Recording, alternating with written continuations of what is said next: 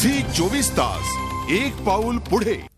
1 August 2012 हा दिवस पुणेकर कधीही विसरू शकत नाहीत। या दिवशी पुण्यात जंगली महाराज रस्ता साखळी बॉम्बस्फोटांनी हादरला होता। या घटनेनंतर शहरात सर्वत्र एका महिन्याच्या आत सीसीटीव्ही बसवण्याची घोषणा करण्यात आली। मात्र 4 महिने उलटल्यानंतरही सीसीटीव्ही कुठेही दिसत नाही। त्यामुळे शिवसेना भाजपच्या आमदारांनी आज अभिनव दुर्बीण आंदोलन केलं। या आंदोलनाचा आढावा घेतला आमचे प्रतिनिधी अरुण मेहत्रे यांनी। पुण्यातल्या जंगली महाराज रस्त्यावर भाजप सेना युतीचे 3 आमदार काहीतरी शोधतायत। पुण्यात बॉम्बस्फोट झाले असते तर शेकडोनी लोक मेले असते।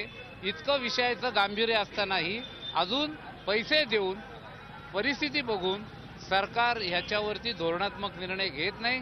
सीसीटीव्ही बसवले नाहीत। विधानसभेत हा प्रश्न उपस्थित करणार आहोत, पण तत्पूर्वी बसवलेत का, कुठे दुर्बिणीतनं दिसतायत का हे बघण्यासाठी ही दुर्बीण आणि बघतो होता।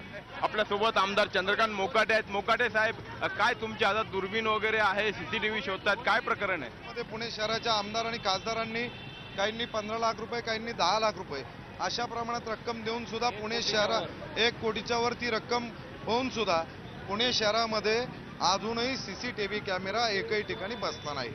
आणि ज्यावेळेस प्रशासन काम करत नाही, 5 महिन्यामध्ये प्रशासन काम करू शकलं नाही, मग ह्या प्रशासनाला जाब विचारण्यासाठी, राज्य शासनाचं लक्ष वेधण्यासाठी नागपूर अधिवेशनाच्या पार्श्वभूमीवर या ठिकाणी आज दुर्बिणीतनं प्रतिकात्मक पुणे शहरात कुठं कुठं सीसीटीव्ही कॅमेरे बसवलेत। या ठिकाणी आम्ही आज ती सर्व आमदार म्हणजे गिरीश बापट यांच्या नेतृत्वाखाली माधुरीताई मिसाळ असतील, मी असेल आणि अन्य आमदार सुद्धा याच्यामध्ये सहभागी होतील आणि पुणे शहरातले सर्व आमदार या ठिकाणी येत्या नागपूर अधिवेशनामध्ये पुणे शहराच्या सुरक्षिततेसाठी आवाज उठवल्याशिवाय राहणार नाही। म्हणजे पुणेकरांच्या सुरक्षिततेविषयी ज्या उपाययोजना अंमलात आणायच्या आहेत त्या उपाययोजनांकडे लक्ष वेधण्यासाठी भाजपा सेनेचं हे अभिनव आंदोलन आहे।